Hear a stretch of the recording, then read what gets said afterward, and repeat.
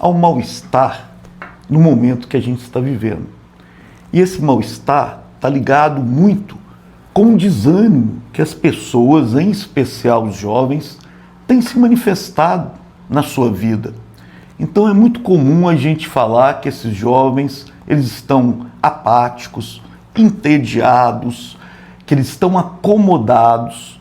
E tem um livro que nos ajuda muito a entender isso, que é o Agonia do Eros, de Byung-Chul Han.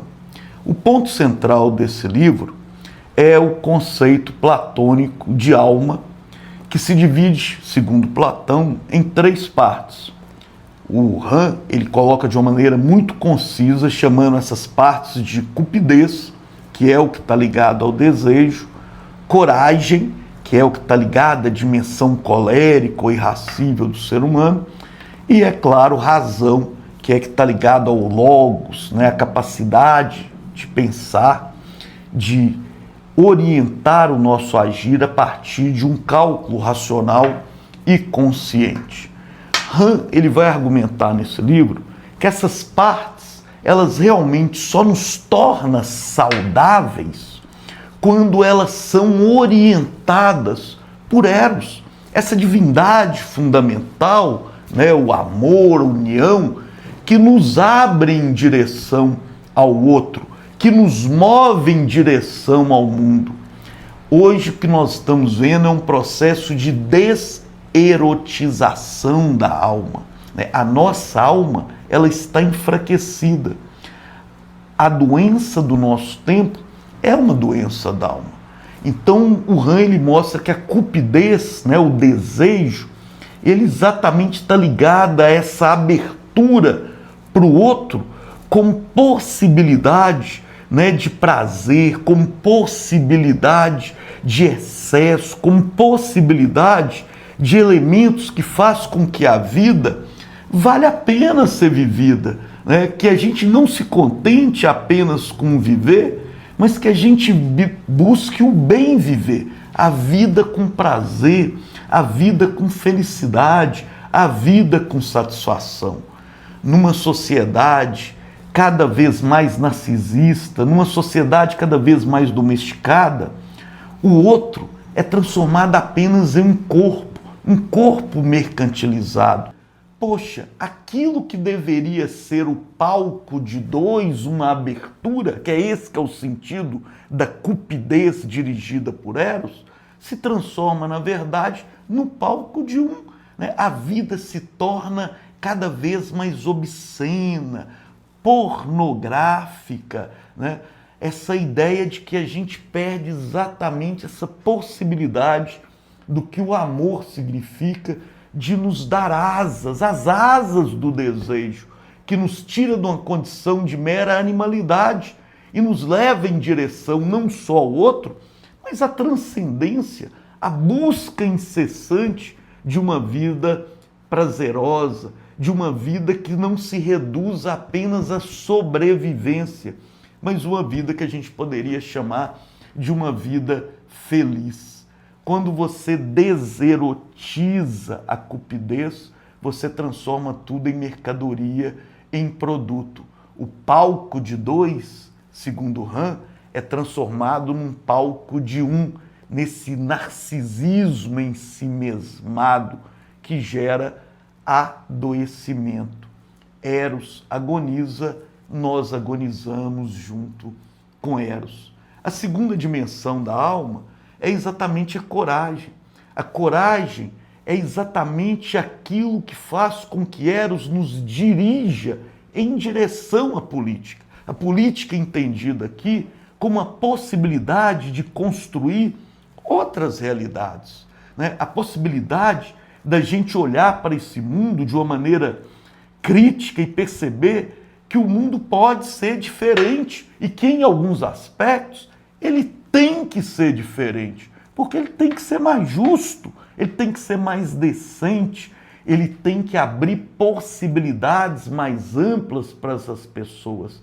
Quando Eros é afastado da política, né, essa abertura para o outro, o que a gente vive é essa sociedade que nós estamos vivendo, uma sociedade baseada no conformismo, na alienação, numa mera aceitação, daí que está.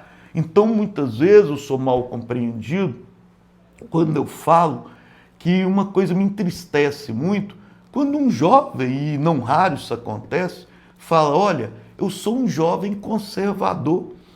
Não é para uma questão ideológica, não, mas é para uma perspectiva filosófica, né? Essa ideia que o jovem, ele sobretudo deveria estar tomado por Eros, né? Tomado por essa força e essa potência fundamental que nos torna semoventes.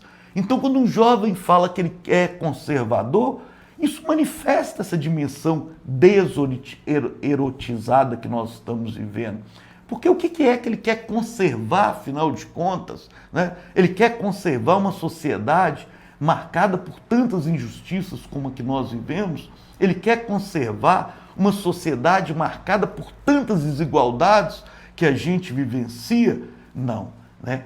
Um jovem em que a coragem está associada a essa dimensão erótica é um jovem que ele quer ousar, ele quer transformar. E isso se manifesta, sobretudo, na vida política. Quando a gente tem uma política que se contenta com estar, uma política em que a democracia ela está em crise, ela está ameaçada o tempo inteiro, uma sociedade em que há uma despolitização. Entende? Parece que não compreende que a política foi a opção histórica que nossa sociedade encontrou para evitar a barbárie, para evitar a violência, né? Nós temos uma encruzilhada que a gente tem que ter clareza disso. Ou a gente toma uma postura baseada numa dimensão ético-política, ou a gente está caminhando a passos cada vez mais largos em direção à barbárie, que já é vivenciada, em certa medida, por nós, mas, sobretudo, não da mesma maneira, é vivenciada nas periferias das grandes cidades, onde o Estado está ausente e a lei do mais forte impera, onde o que impera é o medo, o que impera é a covardia. É com isso que a gente vai continuar contentando-se? Não. Eros está agonizando. A gente tem que retornar a um processo de erotização da vida. E, finalmente, a terceira parte, que é a razão, que é logos, que é a dimensão do pensamento.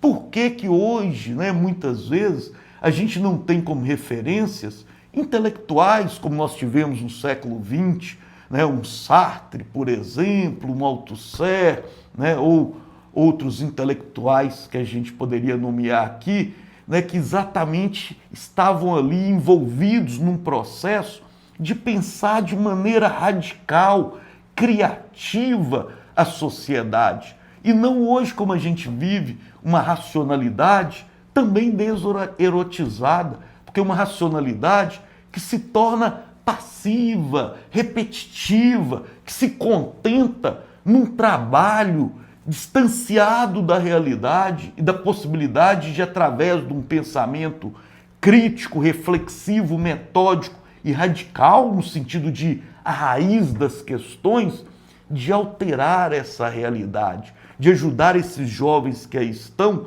a recuperar um pouco dessa potência que a agonia de Eros representa na nossa sociedade. Só assim a gente vai ser capaz de sair dessa condição de desânimo e apatia. Não é à toa que na Sociedade do Cansaço, outro livro, né, do Byung-Chul Han, ele vai dizer que a grande marca na sua sociedade é exatamente um esgotamento, um adoecimento provocado por um excesso de positividade.